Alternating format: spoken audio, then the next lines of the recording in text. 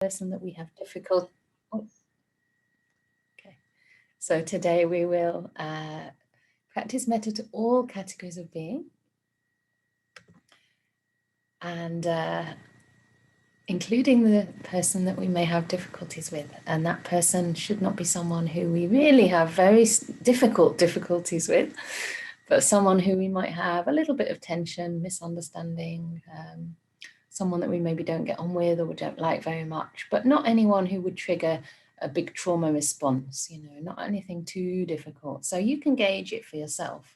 I mean, sometimes when the metta is really strong, you can go for a slightly more challenging person in your life, but always go gently with the metta and respect your limits at that time and keep building up with the people who you find easy. If a little bit of aversion comes up, you feel a bit uncomfortable and it's a bit tricky to get started, don't give up too soon, just gently persist, holding them, but also holding yourself in your heart with kindness. But if you find that, you're losing metta and you're getting a lot of defilements coming up, getting really angry, getting upset, then it's maybe not time to work with that difficult person. So you can always ask them to just step back a little bit, ask them to bid them farewell in a gentle way and return to someone easier. Or if you are upset, if you do feel, triggered, you can always return to yourself and just be with your feelings, be with your emotions, with loving kindness, with an attitude of care. So last night we had our sutta discussion group, and there was a very lovely sutta that I just want to read out to start the day, because this confirms and encourages us that loving kindness does run alongside mindfulness and is part of mindfulness. And here we're talking about the Satipatthana. So many of you may have practiced with the 4 Satipatthanas, being mindful, aware of the body, of feelings in the body, of the mind and the mental states that arise from time to time in the mind. And this particular sutta is from the Samyutta Nikaya 47, number 19. And it's in this book by Bhikkhu Bodhi on social and communal harmony. And it talks about how an attitude of loving kindness comes as a precursor, if you like, to the practice of Satipatthana, how it goes along with that, and how it becomes a protection for oneself and others. So I'll just read it out. And if it resonates for you, great. Don't try too hard to understand it. So, I will protect myself, quotation marks. Thus should the establishments of mindfulness be practiced.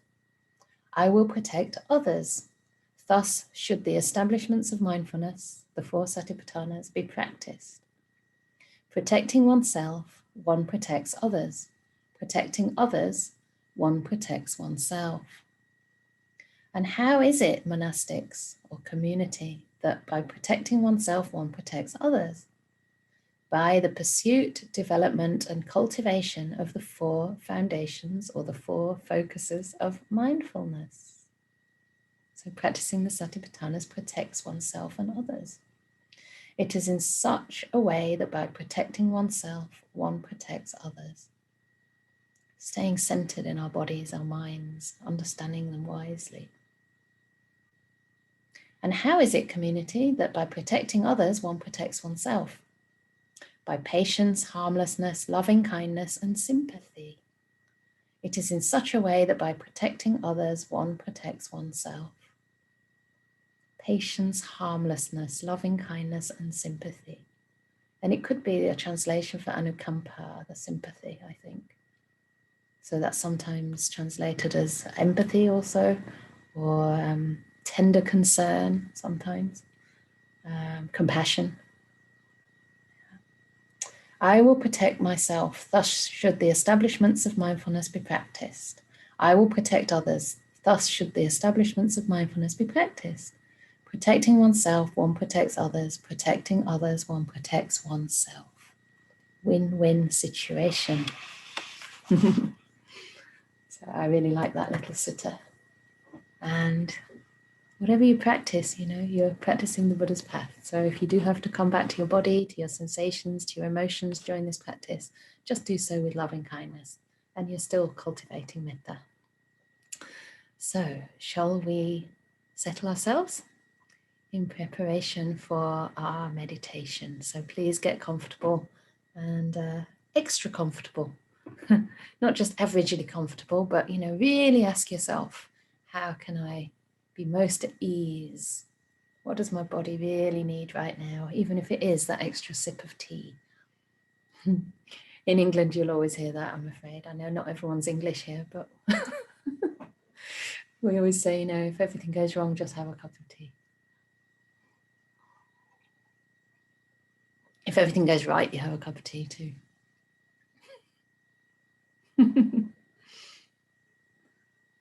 Does your cat want to meditate, Karen? Yeah? Cool.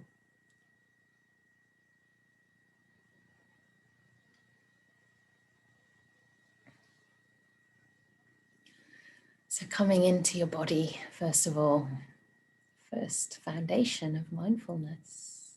And how do you know that you're in your body? It's not a concept, it's not an imagination, but you can feel something there.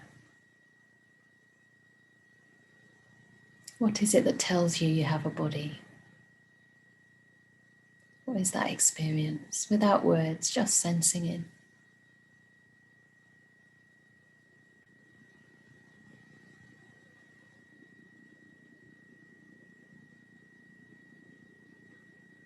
And in this way, we're gradually moving from the external world of sights, sounds, tastes,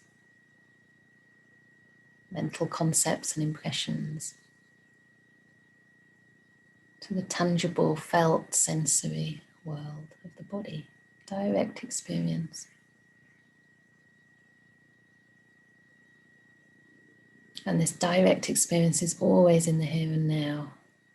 You can only feel sensations that are present now. There can be no imagination about that.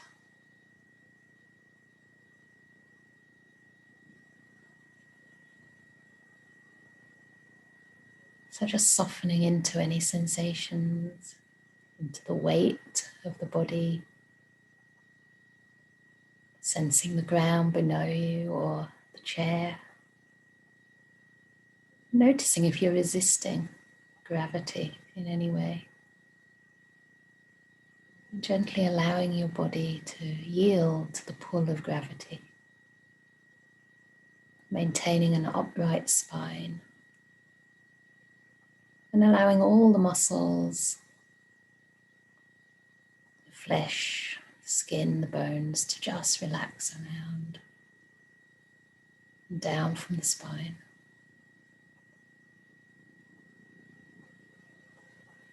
As though your muscles, your flesh were melting.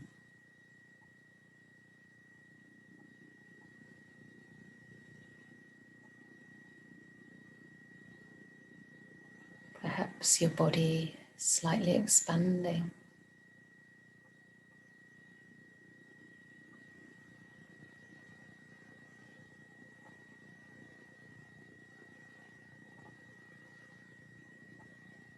Really inhabiting the space,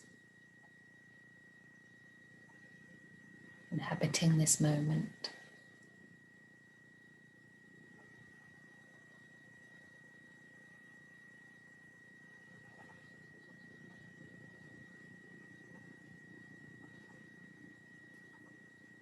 And see if you can also welcome this experience with friendliness, with warmth,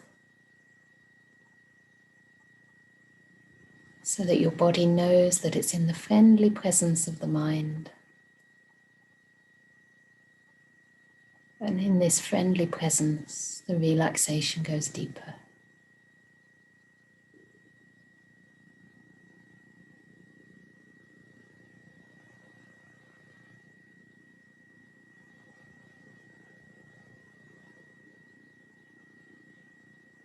All sensations, all emotions are welcome here.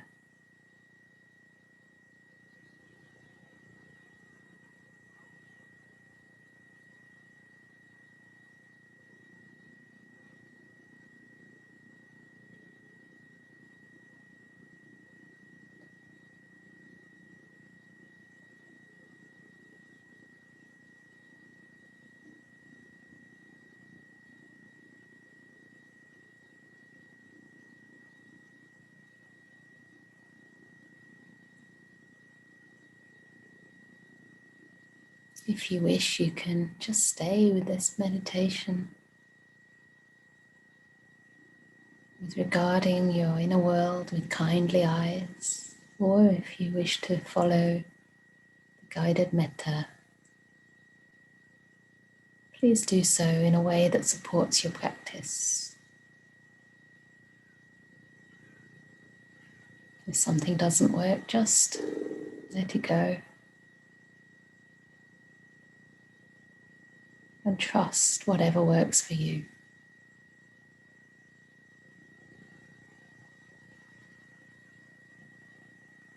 So I'd like to start with developing metta, offering the phrases of metta towards ourselves. So see if you can choose some phrases, some sentiments that really can capture your own loving kindness, your deepest wishes of kindness and benevolence towards yourself.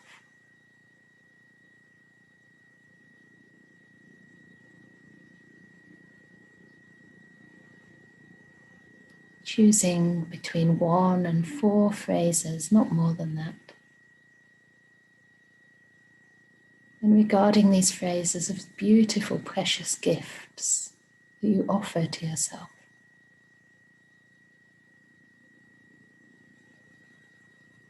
And keep it simple. Phrases such as, may I be happy.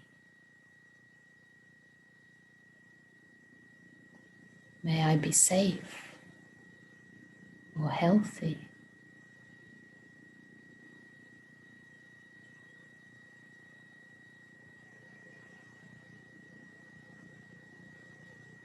May I be peaceful or content.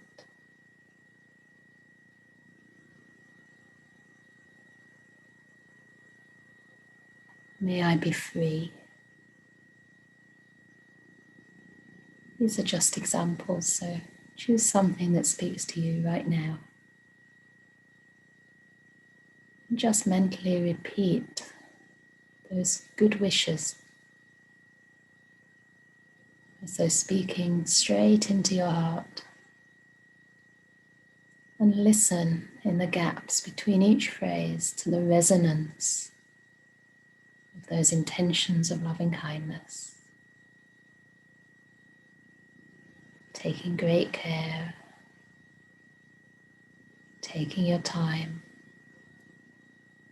just allowing the process to develop without any expectation or demand.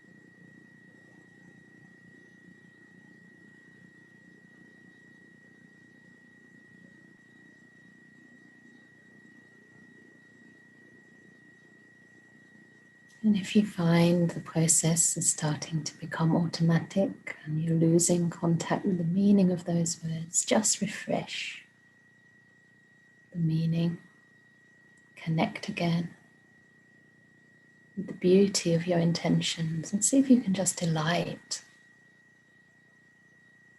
in the gift that you're giving yourself.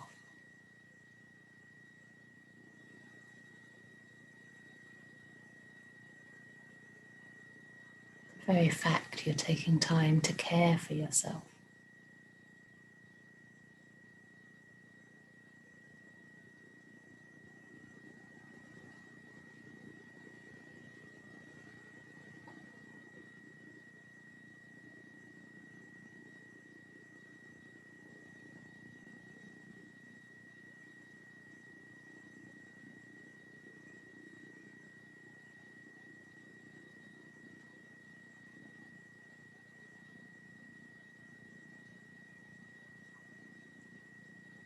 And staying connected to your body, especially any sensations that are pleasant, warm, soft. Perhaps in the area of the heart, if that feels comfortable for you.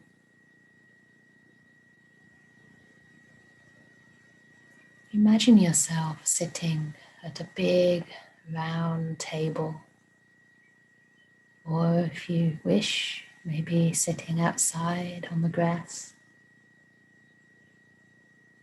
with your tea, your flask. And on this table or in the grass, there are also snacks, maybe chocolate, sandwiches, rice, curry, whatever it is.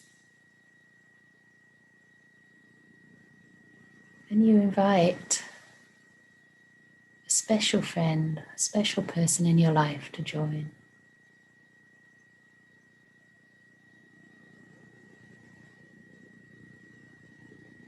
Maybe more than one person. Just see who wants to enter in.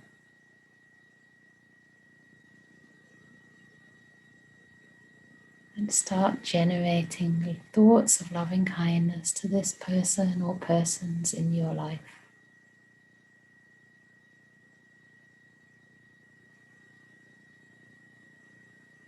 As they partake of all the food, the drinks, the ambience, the warmth.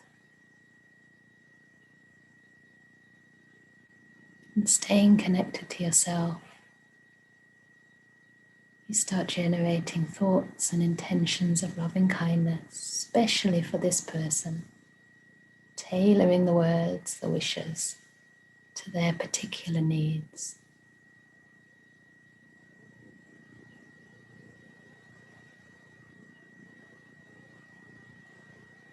And imagining them receiving your loving kindness, their body becoming relaxed, their face with a smile.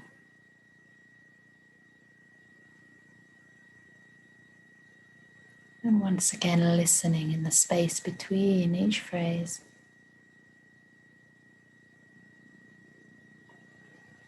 To allow the loving kindness to build.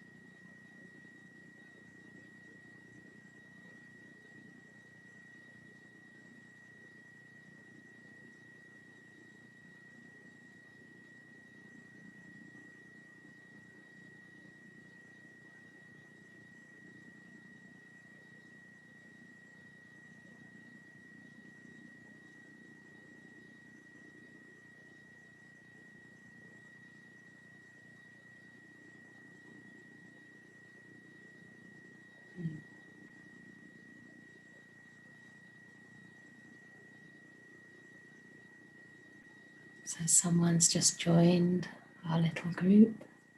Very warm welcome. So right now we're sitting in a beautiful quiet place with some very dear friends in our life and just sending thoughts of loving kindness to them.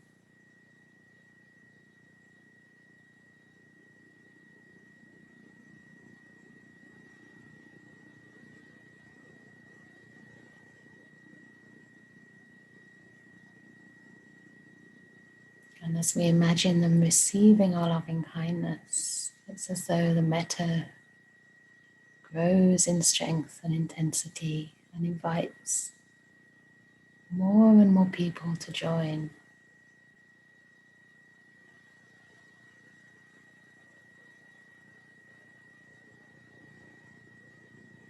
Perhaps family members who you care about,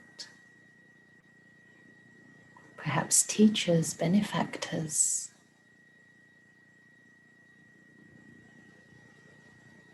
maybe dear friends that you met long ago and have lost contact with.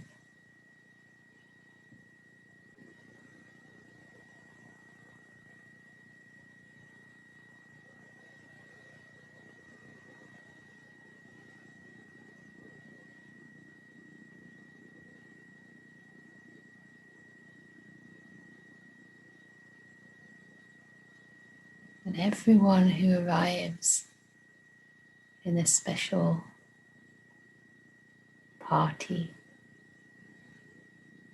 starts partaking, drinking in this loving kindness, sharing in the warm glow of friendliness, of care.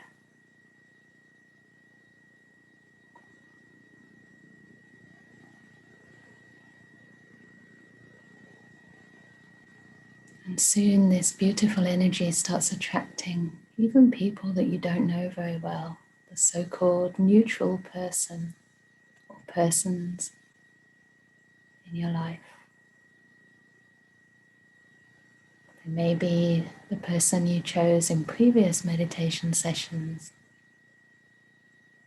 as the one who you don't have particularly strong feelings of liking or disliking towards.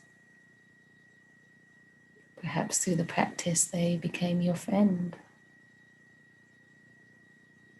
Or perhaps there are people,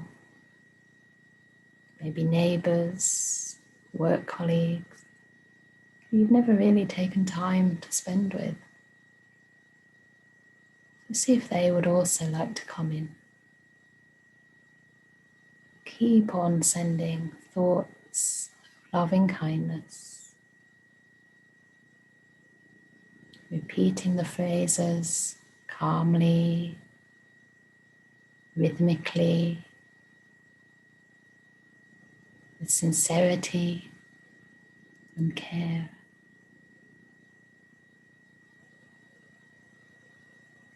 Staying connected to the meaning and listening to the spaces in the silence between each phrase.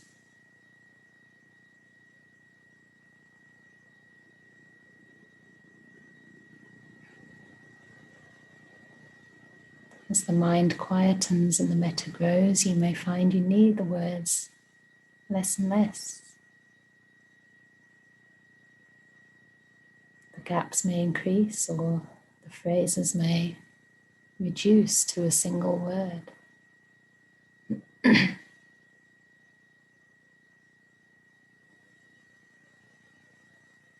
These are just signposts, not the real experience of metta, so just use them as and when it's helpful to do so. And imagine this beautiful loving kindness, embracing, suffusing, and including all these beings who've come to share this lovely atmosphere of kindness and warmth.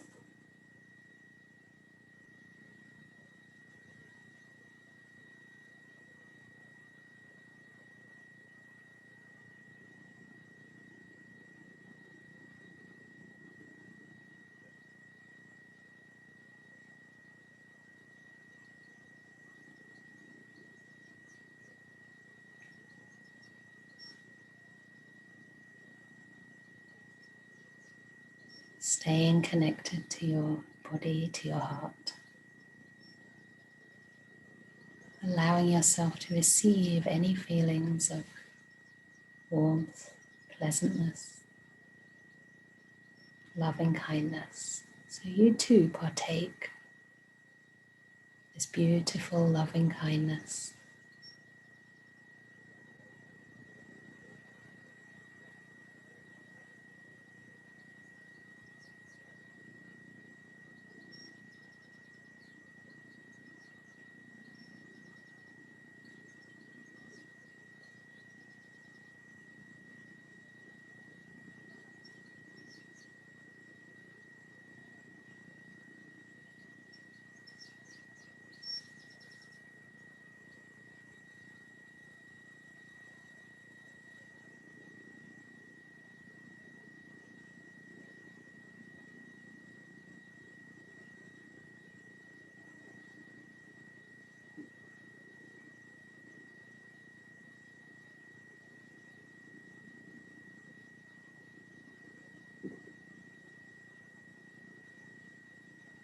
Even the birds, the insects, the little squirrels, rabbits, many other animals also benefit and receive this loving kindness.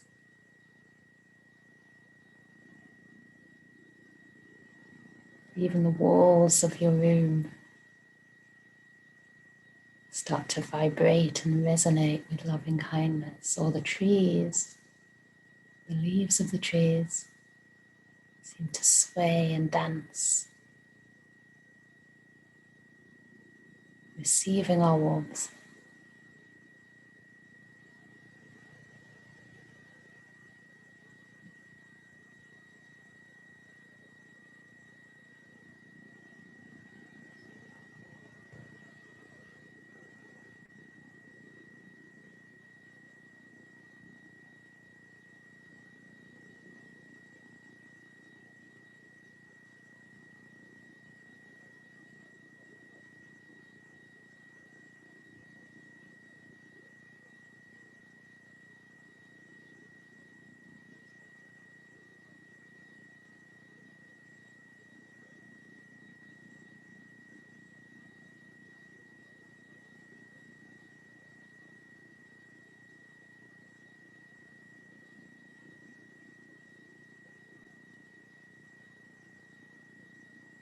And if you feel ready or willing, you may even allow someone you find difficult to enter this party, this celebration of goodness, of kindness, of warmth.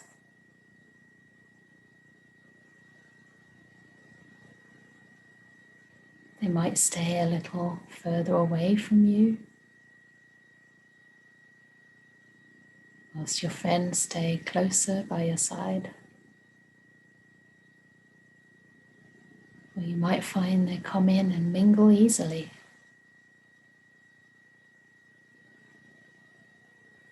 But always understanding that you can gently ask them to leave at any time.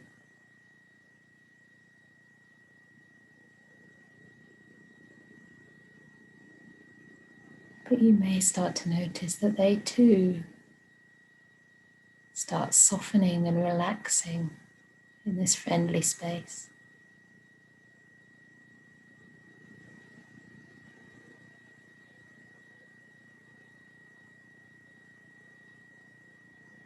Just staying connected to your intentions of loving kindness, accepting any emotions that may arise, and trusting in the power of these intentions to overcome any anger or ill will, gradually and over time.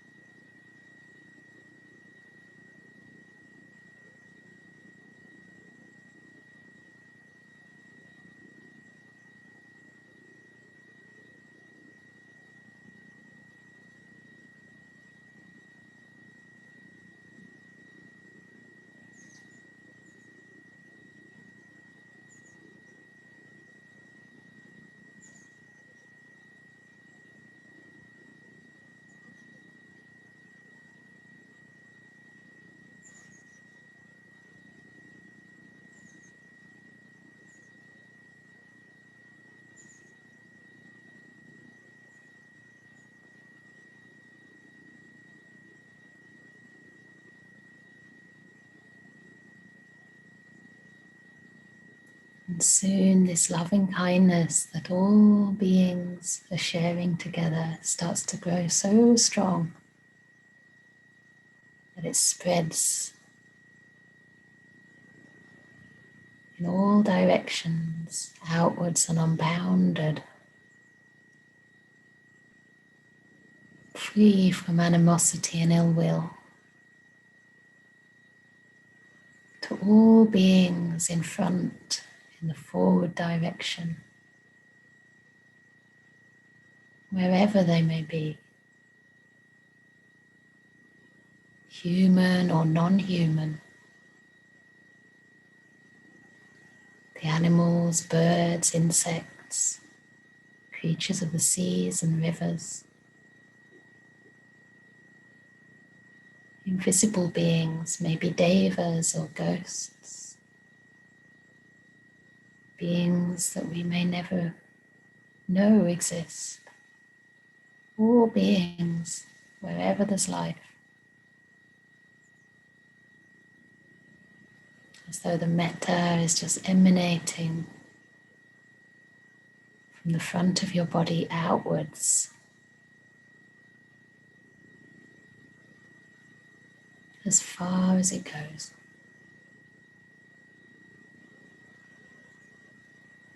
And that metta starts spreading to each side.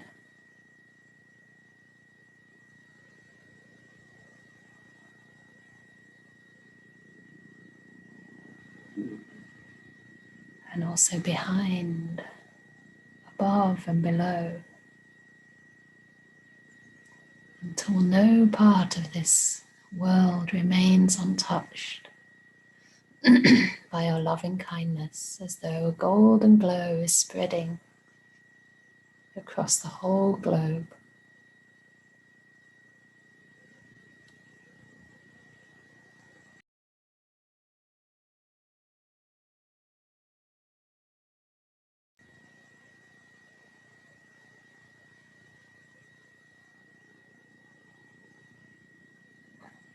And this glow, this warmth of loving kindness doesn't discriminate between those people who are doing good in this world and those who are perpetrating harm.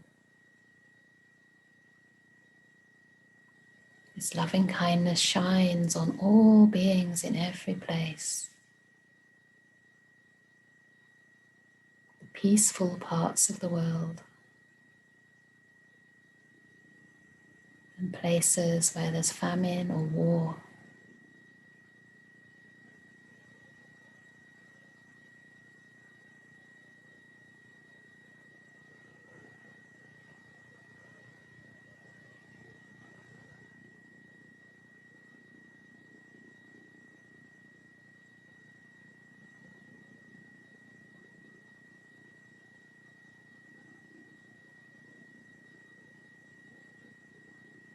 Only through a lack of loving kindness is one able to harm another. So may all beings experience and share our loving kindness. May all hatred and ill will, jealousy, envy, resentment, greed, and lust be overcome.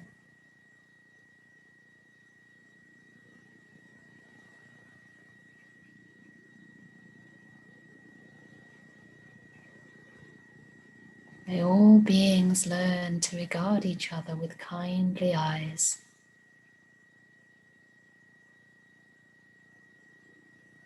to have thoughts of loving kindness, benevolence,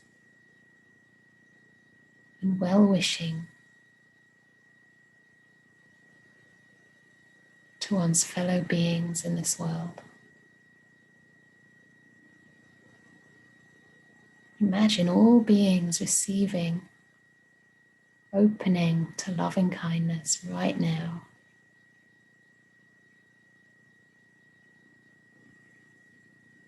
Laying down their weapons, curbing their angry words, experiencing, even for a moment, true well-being and ease.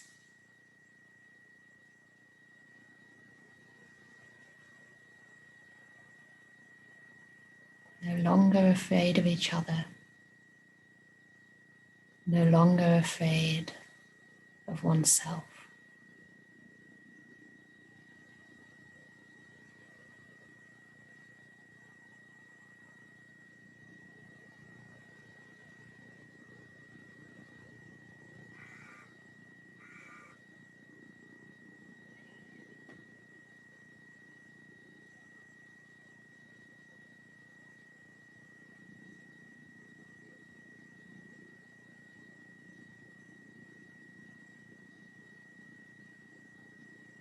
And just resting without making any effort in this expanded mind, which is open to loving kindness.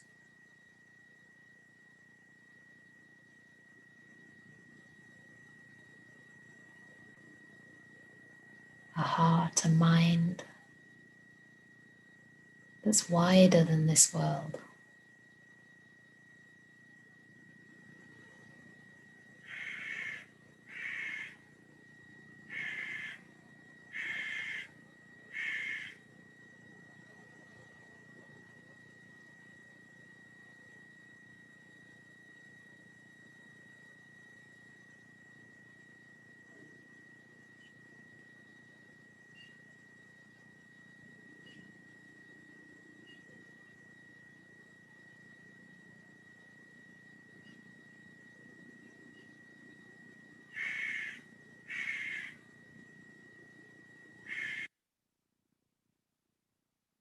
Now very gently starting to bring in this loving kindness.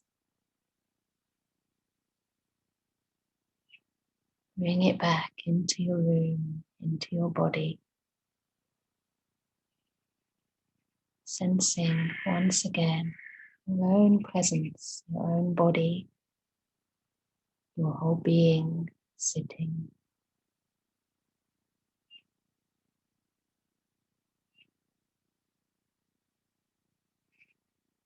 The ground beneath you holding the weight of your limbs.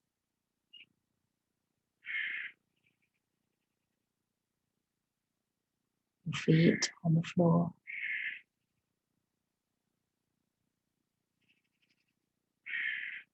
And once again, receiving yourself with loving kindness. Recognizing that you too are a human being, simply doing your best.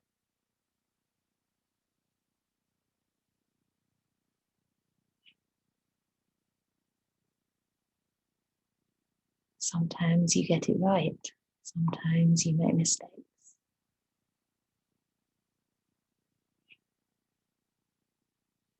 Maybe aspects of yourself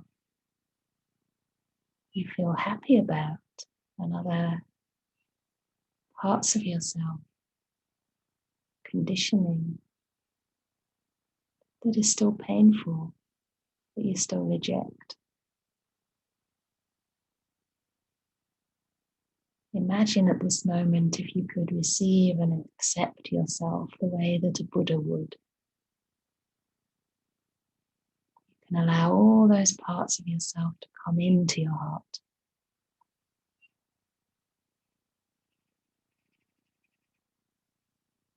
Welcome, you belong here.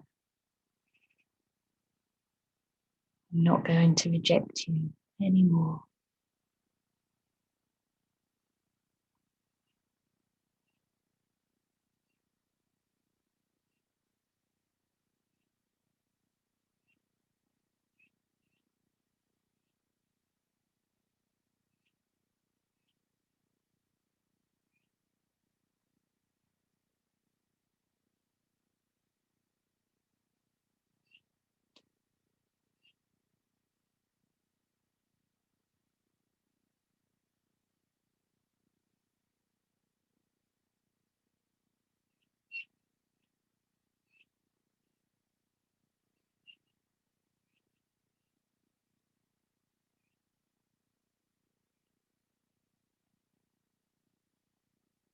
May I be happy.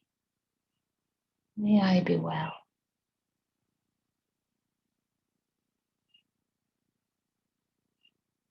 May I be free from all suffering,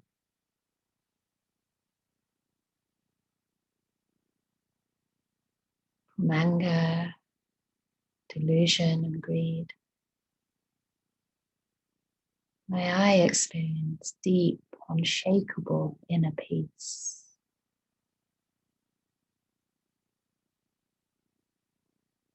May I be fully liberated.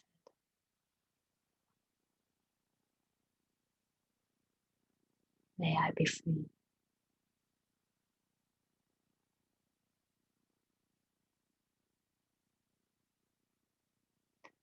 Sabbe sata,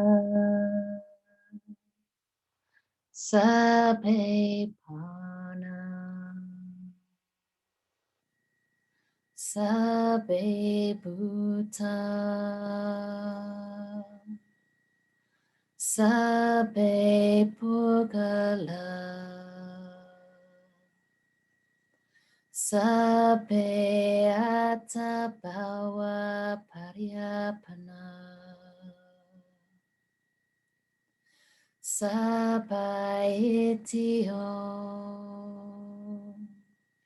Sabe Purisa, Sabe Aria, Sabe Anaria,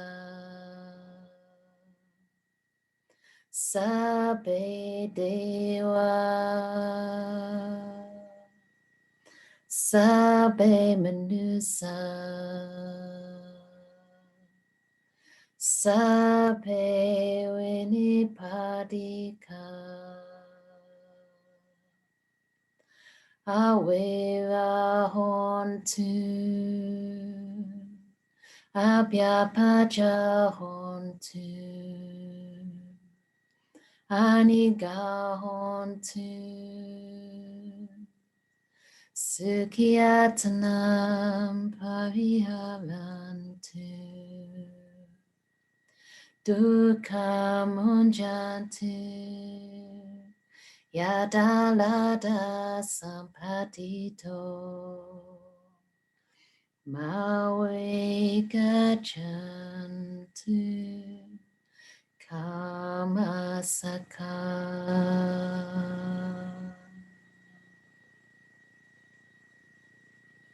For those who wish, we can do the 3 big sadhus, as big as you wish. Sadhu, sadhu,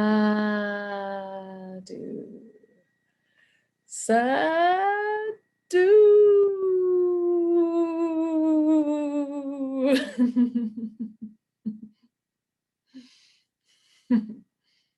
Very nice. So there's our little metta party to end this particular chapter of online teachings. And as I said yesterday, that there will still be teachings during my rains retreat. I'll be taking time off for deepening my own practice and my own metta, especially towards myself, because I'm a little bit stressed, or I have been a little bit stressed in the last week, but I'm feeling better now, much better. So it's a time for deepening for me. And in the meantime, we will be having 2 Sunday sessions every month for you. So the same Sunday schedule that we usually have. And the first Sunday of the month will be a guest bhikkhuni with a very different themes. I think Venerable Chittananda has not given themes in advance because she's going to speak about what's pertinent to her in her practice. Some of you met her already. She did a couple of sessions for us, a sutta class, and then another, I think it was like a kind of cross between a Dhamma talk and a Q&A. So, and then Ananda Bodhi, Venerable Ananda Bodhi, will also be giving some talks in August and September. One of them is on wise attention, and one of them is called Loving and Letting Go. I reckon that will have quite a good attendance, because that's what we all want to do, isn't it? But really, you know, we have to come up with themes as teachers, but it's all the same. It's all the same talk. It's just different angles on the Dhamma, and it's great to put it in different ways. You know, look at things through different lenses, and also in different voices, right? Different bhikkhunis have their own experience, and they might be able to speak to you, to your practice, to where you're at, in ways that others don't. So it's really great to have variety, and I'm so grateful to these two wonderful nuns for offering to support our community, and they've very kindly offered that the donations will go to Anukampa to support our aims and to continue working towards our dream of a forest monastery in England. Not somewhere quite as remote as I am right now, but somewhere that you can actually easily come to, hopefully by train or at least by car. So this will be what happens while I'm away, and I will be holding you all in my hearts. And I think that all these teachings and the community spirit will really be supporting me throughout this time. So this is the beauty of being part of community, that we all support each other. So thank you so much for being here and for being my good spiritual friends on this path. And we still have a few minutes just in case there are any questions or comments. It's been quite a full meditation session, but I'm still very willing to answer any questions that may arise, or feedback on how that was for you, or anything other than that is also welcome. So you can raise your little virtual hand if you wish. And I think it's probably on speaker view, is that right? Or it's on pinned, I'm not sure. It's pinned? Cool. So if you do ask a question, your face will not be shown. Yes, Janaki would like to speak. Hi, Janaki. Hi. I shared Metta with COVID virus too. Oh, that's nice. Harm the human race, human beings. Oh, yeah, wonderful. Yeah, it's a situation. Huh? Sometimes, yeah, we can send it to individual members of a situation, even viruses. And sometimes I sometimes practice just by sending metta to a situation, you know, to a situation that we're in, or a situation that a few people are in. You know, you send it to the situation, because it can be so tangled up and so tricky with various conditionings we all have, and the way we trigger each other and all sorts of things. So yeah, nice, very nice. It's great when we get creative like that. Thank you for sharing. Sometimes we don't really intend to bring particular people in, or particular diseases, viruses. I'm not sure it's actually a being, a virus. I think it's more like a protein, but anyway, whatever it may be. And it just comes in our meditation. I don't know if anyone else had that experience. People start coming in that maybe you haven't thought of for a while, or sometimes maybe no one particular comes in, and that's fine as well. You just stay with your experience. Yeah. Thank you for these lovely comments. Someone said, I feel as if I've had an infected wound cut open and cleaned. That's so nice, isn't it? I'll try and read a few comments to end, because they're all very precious. James says, I did metta last night before bed, and I slept better than I have in ages. I know I need to attend to this part of my practice. Thanks for the reminder. You've got 4 months now. That was your homework from last night. I do find it hard to be really sincere in my good wishes, like it's something I feel usually arises spontaneously, but trying to bring up these feelings can feel kind of artificial. Ajahn Brahm says, fake it till you make it. The thing is, like, even if it feels artificial, it is artificial in the beginning, because you're cultivating something. But the fact is that every time you have a thought of loving kindness, even if it's just like planted there artificially, you cannot have a thought of ill will at that time. So you're protecting your mind, even though it might not seem real. But after a while, your heart starts to open up to the meaning. That's why I say listen between the phrases. And it starts to have a resonance. Like every word has its own particular energetic vibration. It actually starts to resonate in your heart. You'll be surprised. And so don't worry too much. But if it feels really artificial, like you're just plugging away at something, then just step back, connect with your body, open your heart, and come back to it a bit later. Maybe a different phrase will arise for you that feels more sincere. So you can experiment, but don't worry too much if it feels artificial. It will start to blossom on its own. So he also says that he asked the Devas to help out with the sleep, so perhaps they did. I would not wish to annoy or disappoint them by not acknowledging the possibility of their assistance. That's sweet. It's lovely because it's developing gratitude. It's very sweet. I don't think you'll annoy them, but certainly they rejoice with gratitude and good wishes. Ajahn Brahm told me to send metta to the Devas here, because obviously I haven't met them yet, unless they've come with me from Oxford, I don't know. He said to do that, and it might also help with the deliveries. It's quite interesting. Anna has something to say. Sure.